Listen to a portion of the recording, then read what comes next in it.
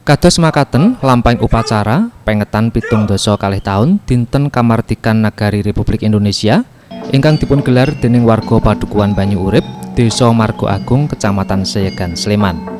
Upacara menika dipuntata kanthi cara mataraman. Sedaya pasarta upacara ngangge busana prajuritan menapa dene busana Jawa sanesipun.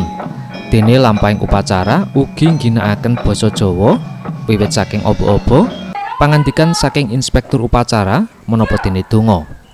Dene ingkang langkung nengsemaken lampahing upacara menika ugi dipun iringi mawi gongso.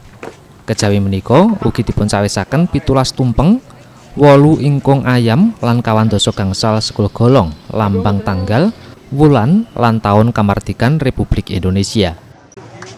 Salah satunggaling sesepuh masyarakat Priya Sujono mratélakaken upacara pengetan dinten kamardikan kanthi tata cara Jawa kados makaten sampun linampahan kaping 11 sak mangke. Kejawi kangge ngenget-enget labuh labetipun para pejuang kamardikan, upacara kanthi cara mataraman inggih minangka kupiya kangge nuwuhaken raos tresna para wiranem dhateng budaya Jawa, niras minangka wujud panyengkuyungipun warga Banyu Urip dhateng keistimewaan DIY.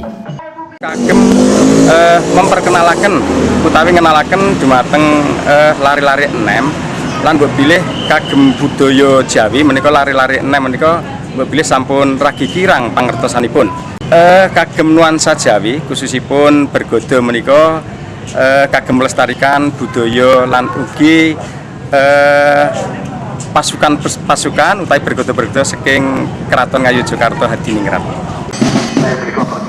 Sasampunipun upacara, para pasarta upacara kirap mubeng wewengkon Padukuhan Banyu Urip lan sakiwa tengenipun kalajengaken dhahar kembul maneka dedaharan ingkang cumawis. Subardi, Jogja TV.